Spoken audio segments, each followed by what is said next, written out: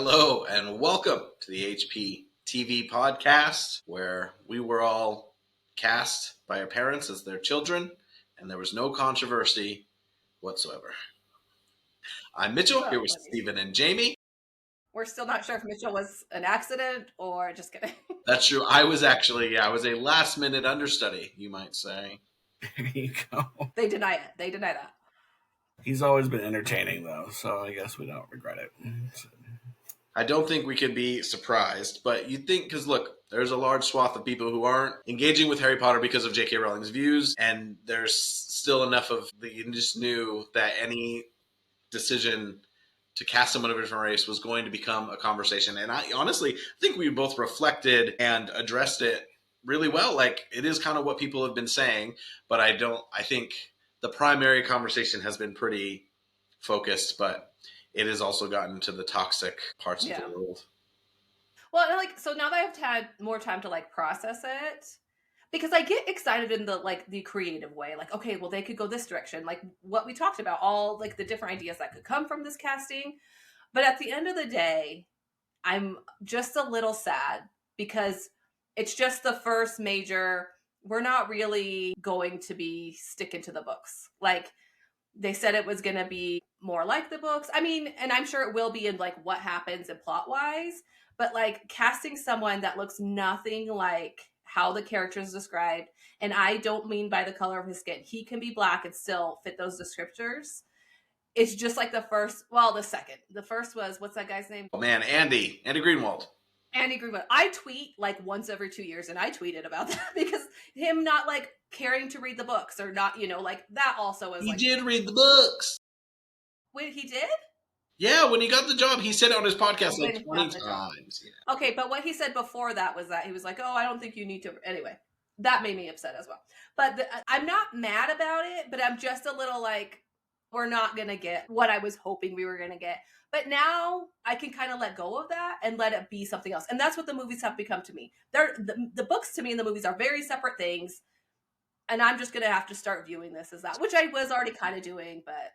It's going to be a new strand. And yeah, the thing is, I think it's not all... There is toxicity coming from racism, I'm sure. But to be fair, on Facebook and Reddit, it's mostly really been, this is a disservice, which sometimes if you're a white person and you're like, let me defend black people by being like, you shouldn't be this character, that also gets a little bit weird. But the truth is, #PapaTooSexy. How? And there's the Adam Driver stands who are just pissed. And Adam Driver was never going to spend 10 years doing this, and he's too old. And well, some people said he would do it, and I'm like, maybe he said that without thinking. Maybe it was a comment. Oh, I would love to play Snape, but that doesn't mean he has the time or commitment or he's the right fit. But there's a lot of people pissed, and I'm like, I don't think it was ever gonna be Adam Driver. I'm sorry. I like Adam Driver, but get over it. I've seen that fan casting for years, and ever since they even had whispers of this, I'm like, sure, he would have done great probably, but the fact that his day-to-day look and his known look and kind of Kylo Ren already look enough like Snape, it's do we really just then want him going into that role? I don't know. It's sad that people are, it's just the world we live in today, though, right? Everyone has to take it to their own extreme, and so it becomes a thing. You got people on one side who are mad that they changed it. You got people on the other side who are like, yay, this is the best thing ever, and you're all terrible people for being mad that he changed it. But just because they want it to be faithful to the books doesn't make it necessarily a bad thing. But it's gonna be, and it's never gonna be exactly what we want, right? I think that's something I was about that with Star Wars. How Star Wars, when you have millions of fans in different pockets with their own views on things, it's so hard to do something that's going to make everybody happy. And while I do think Star Wars probably missed the mark a little more than they should have, I think this is similar in the sense that you have to be able to have an artistic vision and go with it. And so whether that's, some changes in casting or production design or even tweaking the story in certain ways, I get it. I love it, but I also can't expect them to completely cater to what Steven wants. Hopefully the other millions of Potter fans understand that as well, that they're not going to get exactly what they're imagining. Well, and this is my thing. Of course, we all read books. We all imagine things differently. Mitchell talked about how he imagined Draco with dark hair. I do that all the time where I kind of just make up how I think the person looks on my own without even going by the descriptors. There's all those things, but there is what is written in the books. And only so many people are described, and he's really one of them that is described pretty much to a T.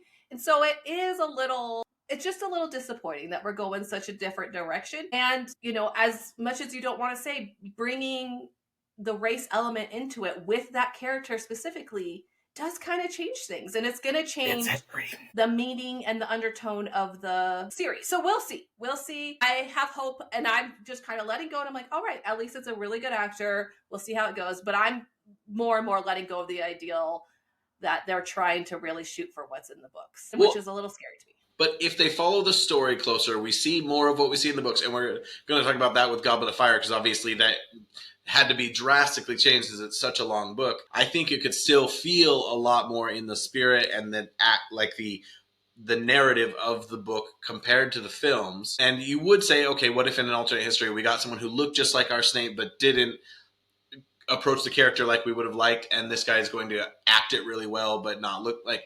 There's going to be trade-off. I do think is interesting, that they're not following book description for character, but there just seem to be other characters where it would have been a great character, an effective character, without having some of the other undertones. Like, you could have said Lupin because he's ostracized for being a werewolf. Maybe there would have been some, but it does seem like Snape is quite on the nose.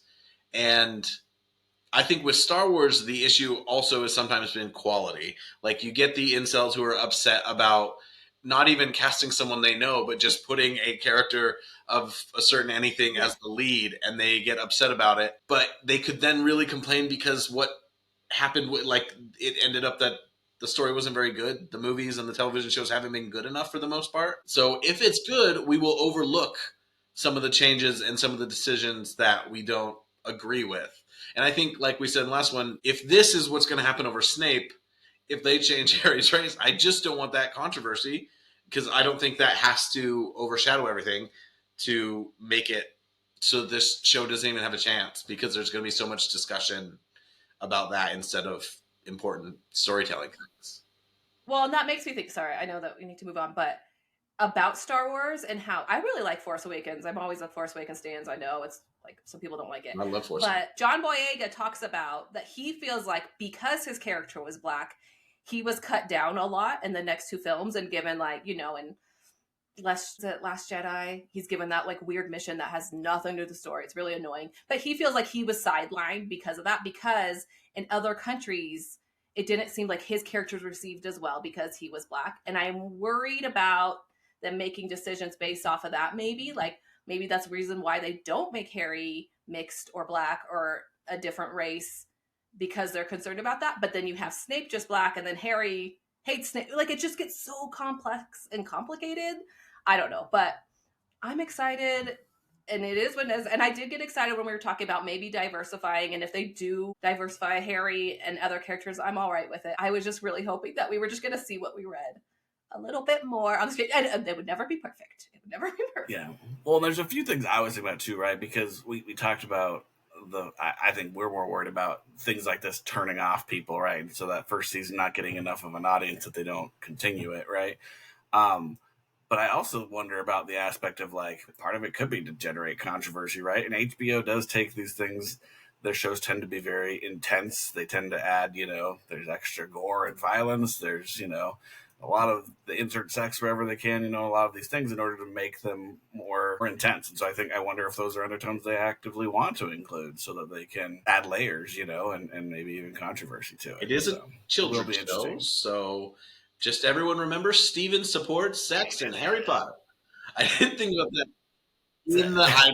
In the bathtub scene, I was like, oh, this is actually quite pervy. Like, there's a clear implication that Myrtle is trying to look at Harry's wiener. His wand. I should have said wand. His wand. I watched with my son, and he's like, what's going on here? And I was like, well, it's a ghost. And she's like, he's in the bath. She's in the bath with him. And I'm like, I know, buddy. I mean, she's a ghost, right? So she can go anywhere. She's probably seen plenty of wieners up until this point, right? Well, she does mostly hang out in a toilet, but it is a girl's toilet, I will say. But she can go through that U-bend to... Yeah. She had a thing for Draco. She goes to the lake sometimes, She likes a toxic man. So this is something else, and this is not something that I want. So let me share that. But, like,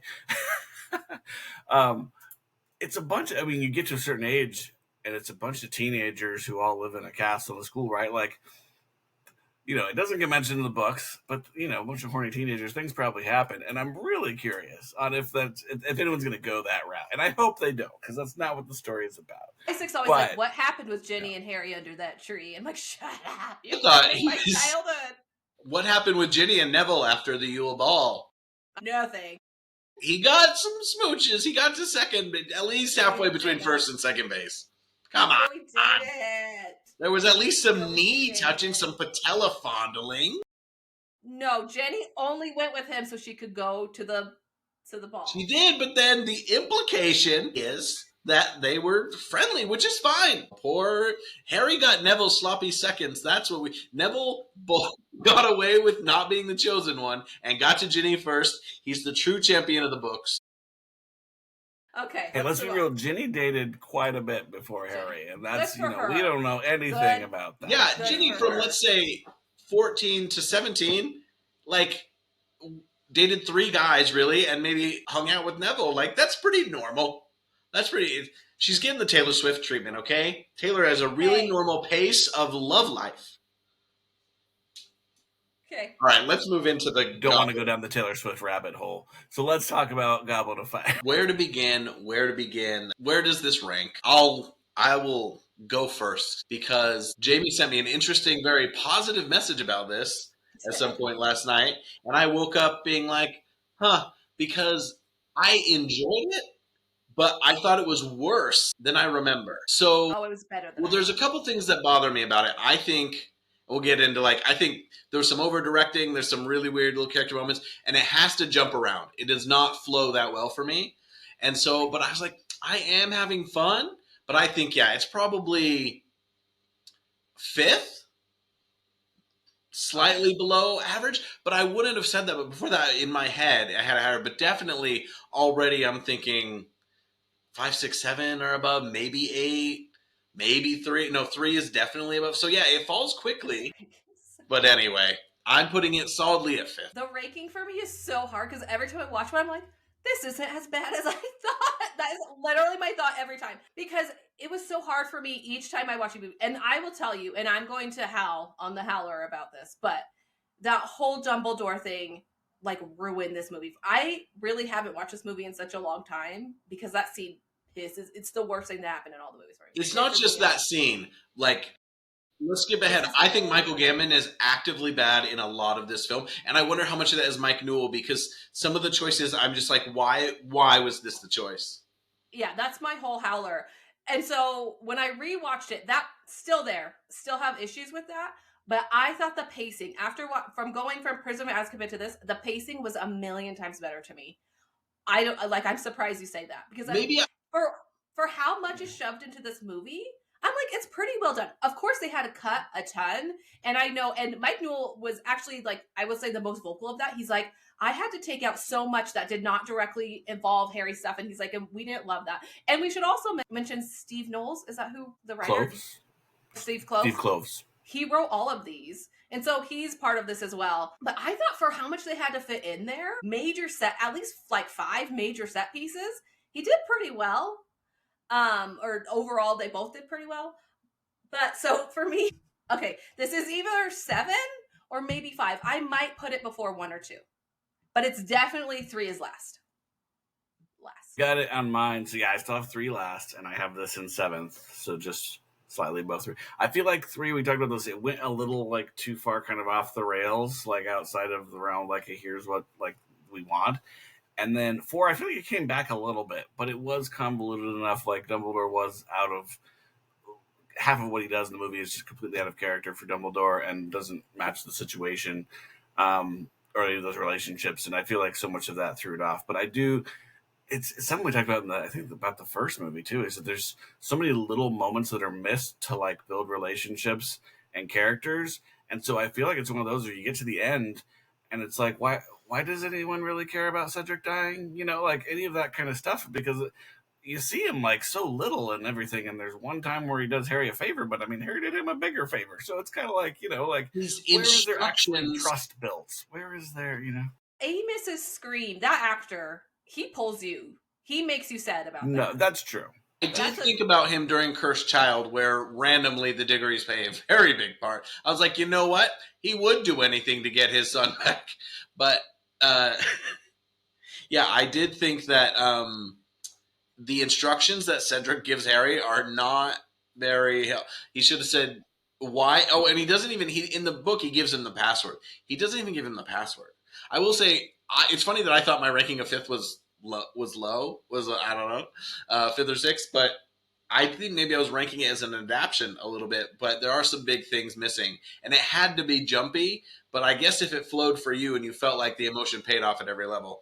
I thought the pacing was better than the last one. And I'm sad about a lot of things that were cut. This was my favorite book for a long. I love this book. All right, let's move to The Howler. And Jamie, you go first because I have three big cuts, and I'm curious if they are similar. You don't have to focus on cuts; you can just focus on the bad. But well, I have a couple, and then I have a message. But house elves, sad, gone. The whole S.P.E.W thing, I understand for a little bit, but Dobby, come on, give me my Dobby. I hate the maze, awful. What was even the freaking point of that thing? And this is dumb, but it's one of the lines I hate in any movie. And it's the end when Hermione goes, "Everything's gonna change now, isn't it?" And it's just like so awkwardly delivered. And Harry's like, "Yep, bitch, it's gonna change." And then one of my notes was that this was not Emma's best movie, but like her acting leaves me wanting in a few scenes. I was like, ew. She had some good moments in this movie. I will say, you could tell that she's worked on it a little bit, but I also think she was like over directed, like Mitchell said. And then my last one is Michael Gambon, my man. R.I.P. One of the greats. Pedigree, more talent than I will ever have. I have zero talent. This man had a lot of talent. What the hell were you doing? Why are you grabbing my man Harry like that? Not cool. And I don't know whose idea it was. Was it Steve's? What is Mike's? But you need to calm down. And why are we doing that? When then in the next scene, we see Dumbledore kind of like going through it with the staff. Like, show that then. Dumbledore's supposed to be pensive. He's supposed to be thinking. He's supposed to be like, okay, this just happened. Dumbledore knows immediately that this was not Harry. He would not accuse Harry of this. He's thinking, who did this? What do I do? But he's staying calm. Because that's all Dumbledore does, which is annoying a lot of the time, but he stays calm. Mother effer. R.I.P. I'm sorry, but why was this decision made? It ruins everything. It pisses me off.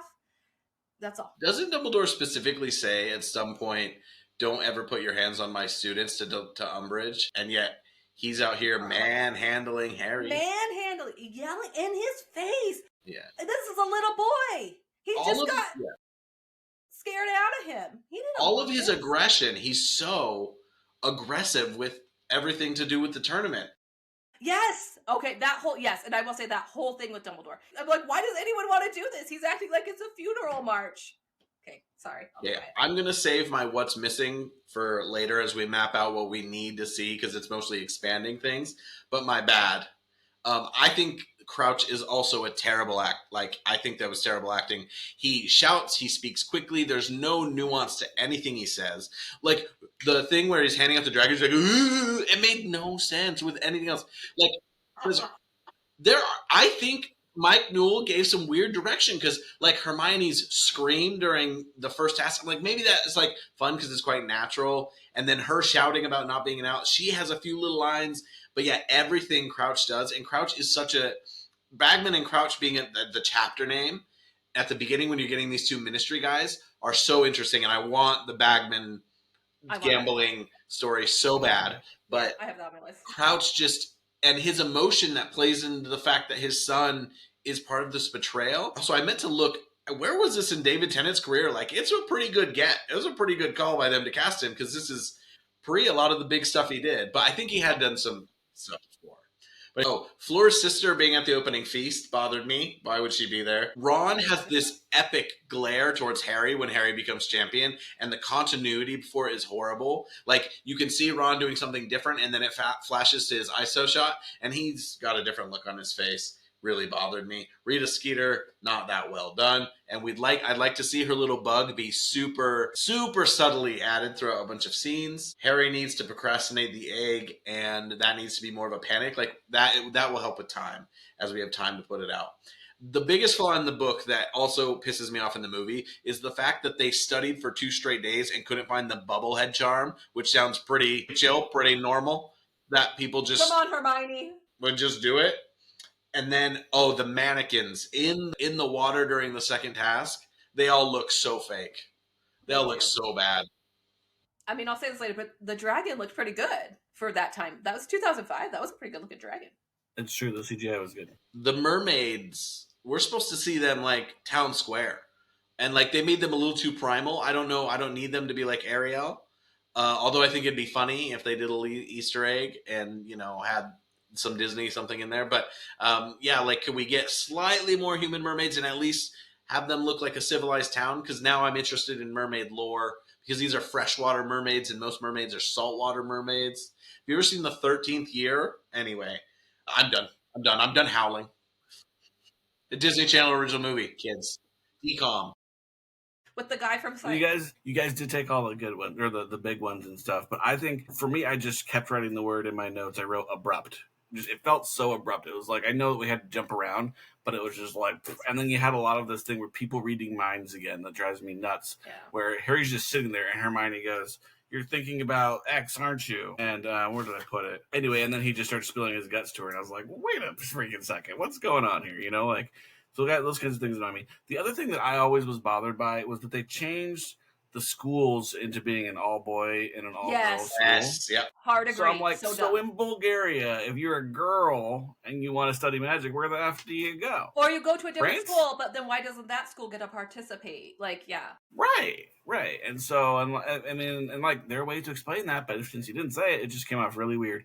And then I have a love-hate relationship. It used to drive me nuts, but this time I actually kind of liked, like, they come in and do, like, a presentation kind of thing, almost. Mm-hmm. Usually I found it pretty annoying, but this time I was like, I could kind of see that maybe being done differently. But also, like, Hogwarts didn't get to do one, so they don't get to come and do, like, their own little... Hogwarts sings the school song, which is, like, super ugly and stupid. It makes them look dumb and British.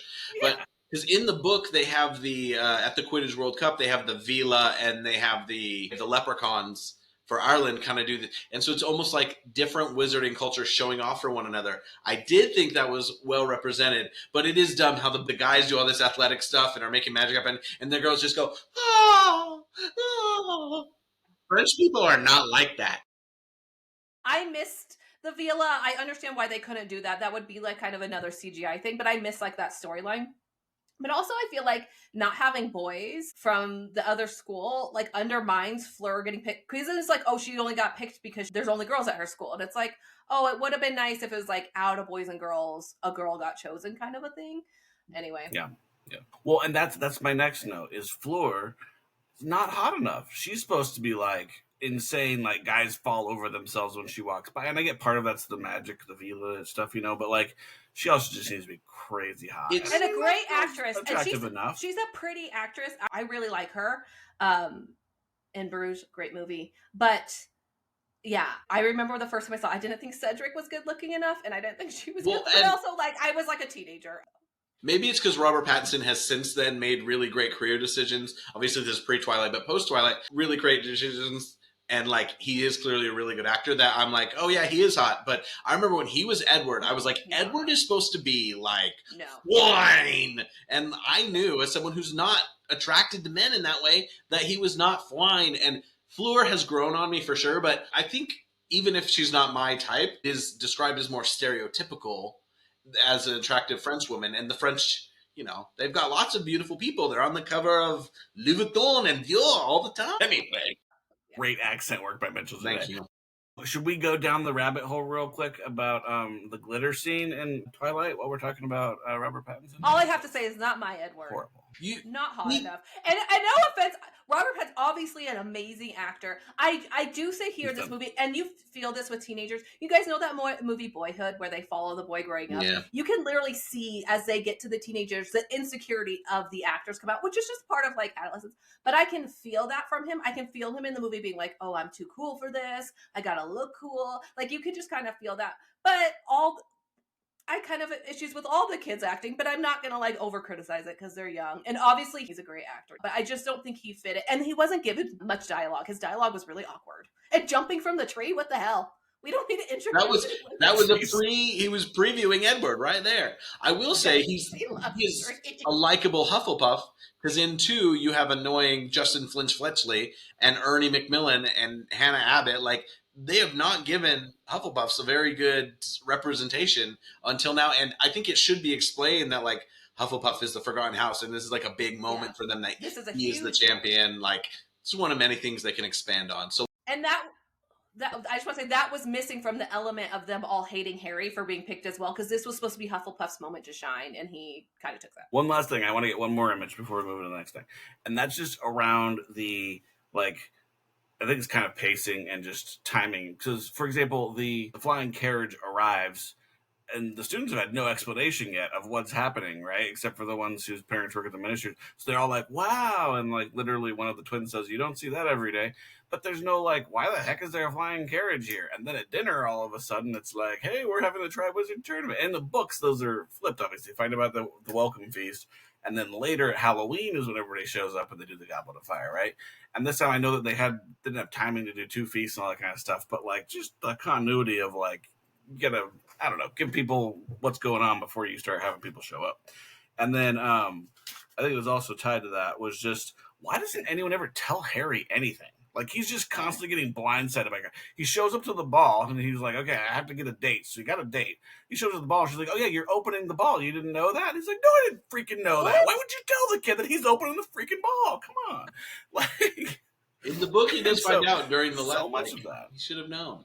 It's true. He gets dance lessons and stuff to prepare for it and everything. But and I feel like it happens enough in the books where it's like, this kid's been in this world for how many years now, and he hasn't found this stuff out yet. Like, but I get part of the story has to have that. But just like in this movie, I feel like he just kept getting blindsided by things, and it's like, someone sit the kid down and tell him what the F is going on. I know. Well, just like Harry in general throughout these movies, it's like the one protagonist in history that really drives none of his own plot going forward. I guess in one, but it's like, gosh, my guy, everyone's just pushing you around, not telling you. It's lucky that he's he reacts to things quickly and rolls with punches, because otherwise, like, none of this would have happened. So I'm done now. We can move on. For the pensive, the first category is easy changes that could have been made. So I had major things that needed to be expanded because we have more time, and minor. So I'm going to use my minor ones, I think, here to just say, here's some changes that could have been made. We could have met Charlie. I think he could have been. Yes. Because he really is supposed to show up 3 times. And at the end, when he shows up with Mrs. Weasley, is quite a touching time in the book. If we would have that moment. Yeah. 3 little scenes with him would have gone a long way. Also, there were some moments where I was like, Seamus and Dean are just kind of chilling behind Harry after the second test. I'm like, let's give them a line. They need to be, I know they're never going to be like the closest 5 guys in that dorm. I was like, let's give them some stuff to do.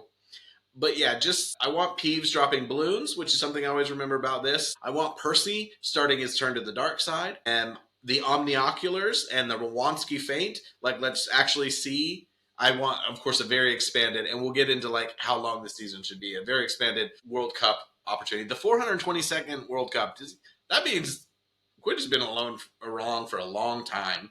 And they still haven't fixed the rules. And like setting up the camp and seeing how inept these wizards are at some things would be funny. I love the tent reveal of the tent being big. And then the last one is show all the champions doing each task. I want to like spend time, especially the first task, see how they each got past it, because we learn about their personalities from that. And the Harry stuff, flying off with the dragon and just being in the tent, I know there was literally not time for it. It's a cut I can forgive, but I think that is a change that it could have been 4 quick scenes. I don't know. Instead of chasing Harry around, they just love Harry to fly off like he did with the hippogriff and the broom and let Harry be with the people so they can see his majesticness. I know. Why are we always having to do that circle around the castle every time? After this, by the way, we're going to say good things, so some positivity is coming. But yeah, what are your guys' maybe smaller changes that they could have made, or less howly negatives that you're like, here's an adjustment that we can start to see the path forward? I think you talked about, just we always do, just having more time is going to be key, because like the whole section where you get the chaos at the ministry and the kind of introduction to Rita Skeeter and how she's causing problems, like that all gets skipped. You go straight from the World Cup to the train, and there's no mention there of how like the Wizarding World is kind of devolving into chaos with this stuff going on, and like in preparation for Voldemort to return, right? So I think just anything around that about like, hey, like it's not just the kids who are like on a wild ride here, but like the adults and the whole Wizarding World's kind of been upended with this. I do think that, this might be something different, but Moody's eye, I really feel like there has to be an explanation for Moody's eye, because again, he can just see through anything. He's just walking around a school. If my kid were at that school and I found out there was a teacher who could just look through people's clothes, I'd be like, like, they say that in the books, though, right? Like Lavender or someone says something like that. Eye is creepy. Does anything about it? Like, what the hell are these parents doing? Anyway. They don't know. You got to really trust that person to not abuse their. And since it turns out that he was, like a terrible person and a convict, who knows what else was going on? Anyway, I feel like that's that's a fix that is definitely needed for the books too. I mean, let's be honest. And then someone needs to sit Harry down and tell him what the heck's going on. I think that's not hard to do, and let him know. The dancing scene. Hey, we're having a ball, and you're kicking off the ball. It's not hard to add that in. Like, let's give the kid like a clue what's happening around. Real quick, so just Dumbledore's performance could have been changed.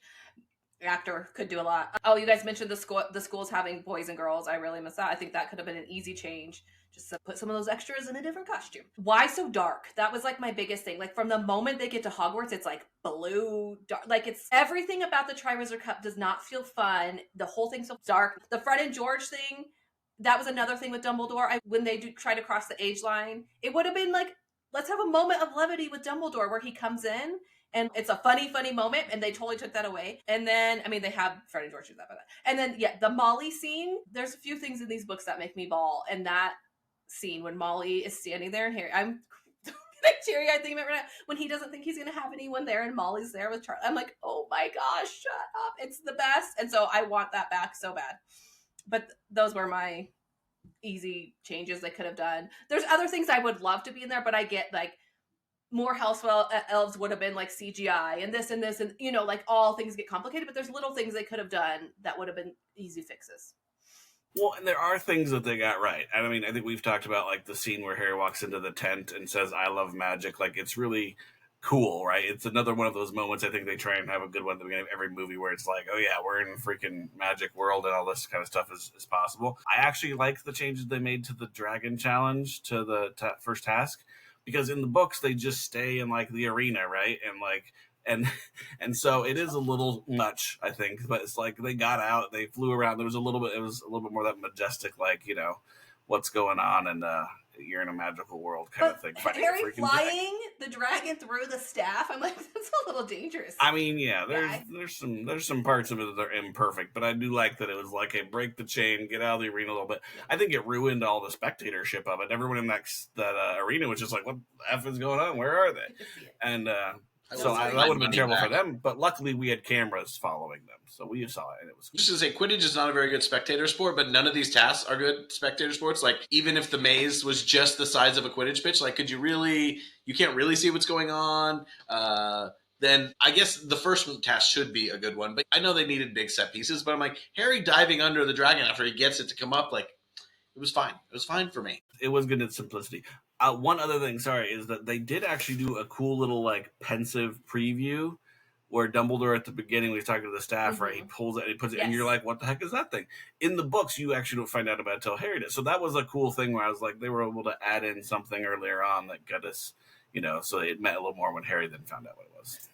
So for what they got right, I liked the design. I really liked I felt like costumes were better, hair was better. I really loved the common room in this one. I mean, even the long hair. Are you a fan of the long hair? It's one of mine. Totally, but better than the last movie. So. I was trying to grow my hair out at this time, I should say. They didn't love my family. My family didn't love it, but I don't know if it was inspired by this. I think it was partially actually inspired by Lord of the Rings. Really wanted to look like Aragorn. But I think they should pick at least 2 characters to just have drastically longer hair in the 4th season than the 3rd to honor the film, just because it would be a little joke for just some of us. Just some of us. Summer, I'm just working on growing this hair out. It didn't get very long. It was ridiculous. It was better than Mitchell only combing his hair really flat forward for a couple years. I had a duck bill. It was a duck bill. I was getting all the hoes in 4th grade. It was very innocent. Okay, I also liked the Leprechaun drone show. I thought that was great, and I love that we have that in the real world, that we could do that. Again, I said the dragon was really good. I really liked the pacing, even no one else did. I felt like this movie felt a lot calmer. I thought besides Crouch, the lines were, I kept saying Crouch belonged in the first movie. I thought the lines were delivered much better besides Gambon's. But I did think there was some really good Gambon moments. I thought the pensive scene Steve was just talking about was good. I thought the pensive scene later with Harry was good. When he comes in the tent at the beginning of the Dragon Challenge, I was like, this is the guy who's like, hey, we're here to fight some dragons. Like, where has this guy been? Like, a little more excited about the Triwizard Cup, where he should actually be a little more worried about Harry, but whatever. Like, he could play a little lighter. That just proved that. Fine line of how dangerous this tournament is, because they keep being like, oh, people were dying too much, so we made this a little bit safer. We're doing older students. And it's like, I did feel while reading the book, I was like, Dumbledore's not going to let anyone die. And in the movie, they kind of go back, like, they do really make it seem like, I guess that's stakes. That really helps the story in some ways. But I just thought it was a bit foolish. They're like, oh, Harry might die. And I'm like, we know Harry's not going to die. Like, you don't have to. It's supposed to be like that second task where, like, Harry takes it seriously, and then once he saves them, he's like, oh, I was so stupid. Okay, and then other points, great casting, honorable mentions, David Tennant, Brandon Gleeson, amazing. I love the unforgivable curse scene, the ferret scene. When he walks in, he's like, damn ceiling or whatever. He gets pissed at the ceiling. We get Ralph Fiennes for the first time as Voldemort. Chef's kiss. Amazing. That scene was way creepier than I remember it being. Kind of scared me a little bit. Miranda Richardson as Rita Skeeter. I think she's really great. And I also, watching it this time, I was like, how they treat her and like the music behind her stuff really like sets up for Umbridge, which I was like, oh, I got some Umbridge feelings here. And then, yeah, that's all I really have. There's like funny moments like Snape hitting the kids with the books and stuff that I like. Why? Like, would a teacher I know why, but it's funny. Well, they do, maybe in Britain. They do make some just gags about. Ask your wife. She's a teacher there. And have you been hitting students over the head with it? She wishes. Okay. I think you guys probably deserve it. You guys have named most of the good things that I think I enjoyed about it. I think there was a general spirit of like the kids are like allowed to be a little bit more fun and free in this. And at the beginning, there was some of the choppiness did almost feel like a montage, and that almost worked for me because I knew there was ground to cover. And yeah, I don't blame the movie for some of the jumpiness, but it just felt a little bit too jumpy at times where I was like, I don't feel the payoffs. But anyway, that was too negative. It could have been 2 movies. It should have been. I always say this one had more right to be because the 5th movie, while it's the longest book, it covers a lot of talking, a lot of story development. Mm-hmm. Not that you want exposition to be delivered too much in dialogue, but this one had events, it had set pieces, and it added so many characters that didn't get in, and while we're still trying to get more of other characters. But along with the lines of the kids being kids is I like the Yule Ball. It didn't quite feel like Hogwarts to have the band, but the band going hard and the kids jumping around and dancing and Harry and Ron just being absolute turds. Like, I feel so bad for the Patil twins. They deserve a story arc. Like the Patil twin and Lavender should be friends in the show and have some weird little gossipy side thing. And I think the whole Harry and Ron mistreating them, I was like, why would you not go? I don't understand why they didn't. Anyway, but I did think Hermione being mad at the end of the night and her moment on the stairs, I was like, it felt cheap. I feel like they cheated, but I was like, you know what? It worked on me. Like her having this very much like almost 80s film teenage girl moment. I thought that was all a lot of fun. And Harry and Cho, first of all, Harry dropped the ball. Cho was into it. Like if he was just so slow, and that's why I think we need that time between tasks. Like one of the big things I was like the time between Harry not figuring out the second task stuff, that includes the Yule Ball, him procrastinating. That's also like we want to feel Harry not asking a girl out for like a full episode, and then he gets disappointed at the end. But I think he didn't have Riz, but she was kind of into it. He fumbled the bag. All right. So going into the Marauders map, because I think we're already kind of there. The things they need to expand for the show, right? The things they need to flesh out. The Yule Ball is definitely one of them. That's where all of the, like, Harry and his friends specifically are, like, 14 now, right? They're getting into that, like, okay, we've got hormones and we're interested in the opposite sex and we want to, do it. And then there's a dance on top of that, right? So it's like there's a reason to ask people out. I feel like there's so much story there. And yeah, the stuff between, all the side characters and who's going to ask who and all that kind of stuff. I feel like there's a lot to work with there.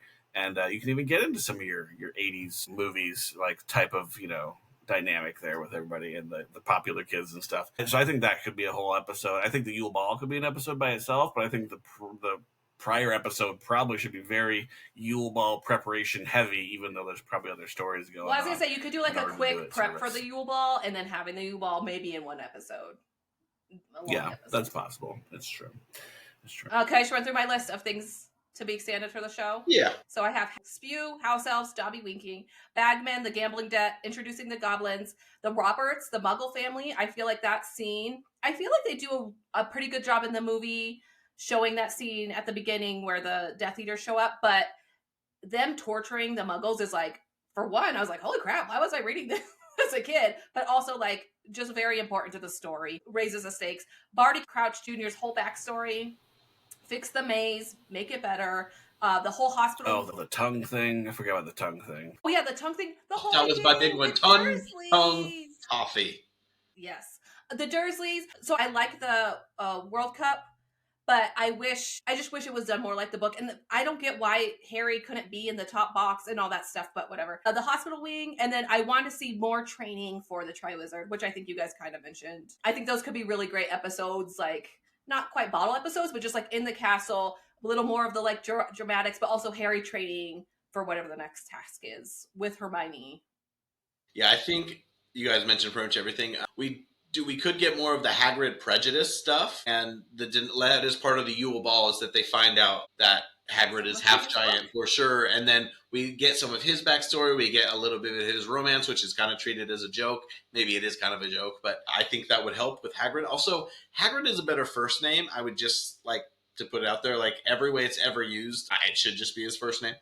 And Harry's dream, I think it's interesting how this seeds the dreams that are so important in the next season. So I think if we saw two of the dreams and they were really well placed, I think it helps to foreshadow what's coming next. And I think that's it. Last one is just that we need a clear entrance hall. Like I feel like the Hogwarts is confusing. It needs to be outside, and then entrance hall, and then the Great Hall and the staircase are two big elements of that because it serves a really important purpose to me geographically. And I know that doesn't fit with anything else we've said, but it really bothered me in this movie. And I was like, it could be very helpful throughout. Anyway. Well, it's getting a good layout that works and keeping it consistent throughout the seasons, right? Like, unlike they did with the movies. No, but I would say the other thing that really is needed is just they got to address the plot holes. Like, this movie has some pretty big ones. Anything to do with Mad-Eye Moody. Why doesn't he just send Harry to Voldemort some other time, some other easy way? You know, well, and that's the thing. Like, is there is there a timing issue why he can't send Harry in the first term and it has to be at the very end of the school year? And I know it's because we need to have a climax at the end of our movie, but like, there's definitely got to be more explanation for that. I also just think like, well, we see snippets in a movie that's 2.5 hours, and we see these little snippets of people. These people are spending 9 months together in the same building. And Dumbledore's not going to notice that that's not actually a guy he's known for decades who's just pretending to be, Mad-Eye Moody. Like, come on. Like, that's just not believable to me. So there's got to be. And, I mean, and all he did was, like, quickly swap him out, right? And so there wasn't, like, I even feel like that's something they did in Secret Wars better for Marvel, where they kind of, like, explained why what is their name? The Skrulls, yeah, that's it. How they know what the other person would do or like what their favorite things are so they can go in and pretend to be them. There was none of that. So there's got to be some of that kind of stuff added in there. And then I remember actually when I first watched this movie with a friend who had never seen them before, we watched book 3 and then we watched the third movie and then we watched the fourth movie. At the end, he goes, well, where's the time turner? Like, they just need to go back a few hours with the time turner again, and like the Voldemort doesn't come back, none of this goes on. And I was like, that's true, because the time turners haven't been destroyed yet.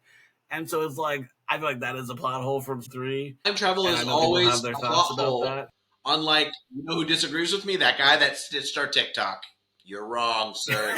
If you are listening now, time travel is lovely. I'm going to watch time travel stories, but it is inherently you have to make it so limited, which some things have done. Otherwise, it is naturally a plot hole. Endgame. So yeah, so if they just had a time turner, like none of the rest of the series would have needed to happen. They could have stopped Voldemort every single time if they just held on to that time turner. The plot hole of the time turner, which I think people think that we're complaining about in book 3, but no, in general, the fact that time turner and J.K. Rowling has said herself that's why she has them destroyed later on. So Continue. Well, until Cursed Child, where they make one again. So Anyway, well, let's Not go canon. to the last part of the Marauders map, I think, is how many episodes a season should be. And Million. this could be the second longest season behind Deathly Hallows, I think. And I don't mind if it changes season by season. I think there need to be 2 full episodes before we get to Hogwarts.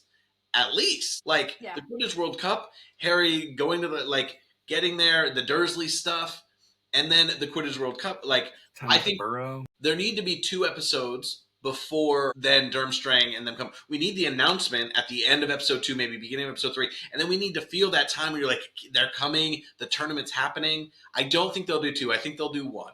But I think it just feels like even if they cut it like once they get to the World Cup and they're like excited for the game, or there's like a cliffhanger in the game, but that whole scene where the Death Eaters show up, man, that's so important. Like that has to be an episode. You need Harry to feel that, and then like the coming back to the Burrow after that, and the come down from that, and Mr. Weasley getting in trouble. We need to feel that time. So I think we literally need 4 episodes before Bobat and Durmstrang show up.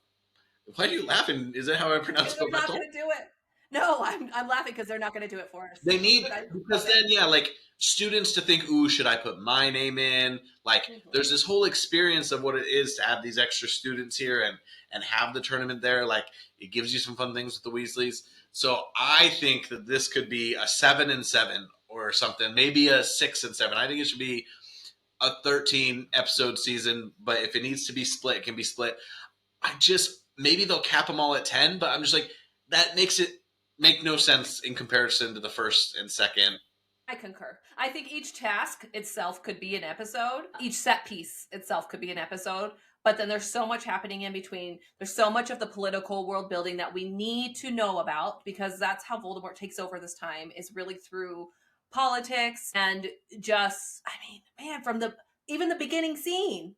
You're right, at the Riddle's house. Like, that's like half an episode. Okay with that being 10-15 minutes, really. But yeah, like the politics, I think, are important because Fudge does show up. Remember, Percy's kind of like taking this position, and we're like, what's going on in the Ministry? And there's that woman whose name I can't remember who gets killed because she kind of figures this out, and she finds him at the house. And you guys think of it while I'm vamping. But it is important. Isaac was saying how he wants to see how Scrimgeour wants to use Harry as propaganda. Like, I think all those little nuances of that larger world, condensing and focusing on what's happening with this kid and all of those issues, like, that is all really important. And so we need time for it. And so, yeah, I'm happy for this to be the second longest season. I just want them to have that foresight and not be stuck in, like, oh, all the big books are going to be 12 episodes or something. Like, give us some extra time with each task. It's not that much more expensive once you're already doing it.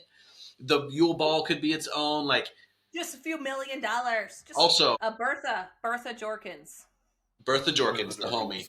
I want there to be a pool in the Hogwarts hotel that I described in our theme park episode, modeled after the prefect's bathroom. I don't know if I said that back then, but it's genius. I'm a genius. You did say that, I think, actually. Do you guys have any last notes? And just the most important, I think we've kind of covered this, but if there's any most important element that this one where the world really starts to expand, it's one of the long books.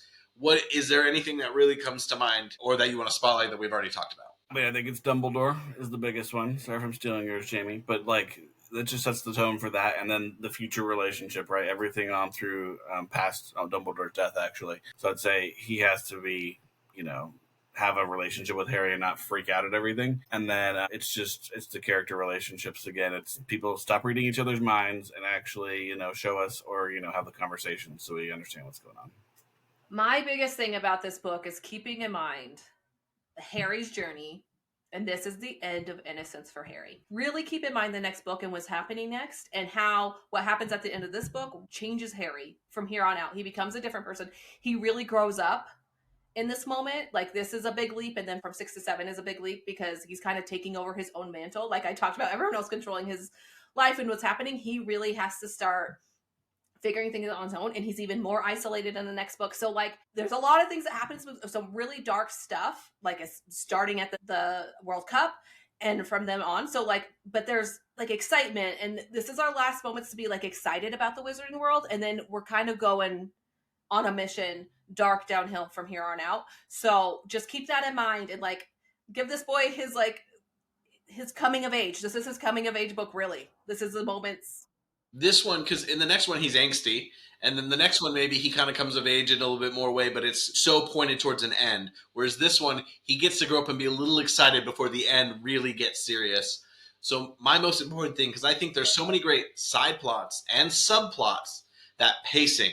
How are you going to interweave the Bagman plot, the S.P.E.W plot, and then how are you going to keep Harry focused, like task by task, scene by scene? To me, it's really easily episodic, but the question is, how do you pace that throughout a full season of television? Because I think there's so many opportunities to be entertained and intrigued. This book is really high on my list, and maybe that is because it's a little bit more of the fun before the darkness. So to me, it's the key is pacing and how they tell so many different elements of story in, like, because the Deathly Hallows is a little bit more focused on Harry, and he's moving through a time, whereas this one is a little bit more like thing happen. So I just want them to do that in a way, because I think this would be an opportunity for just like a great season of television that when we look back, it's like, okay, this propelled us towards an ending, but it stood on its own as a lot of fun, but where the kids were a little bit older, so it could be a little bit more fun.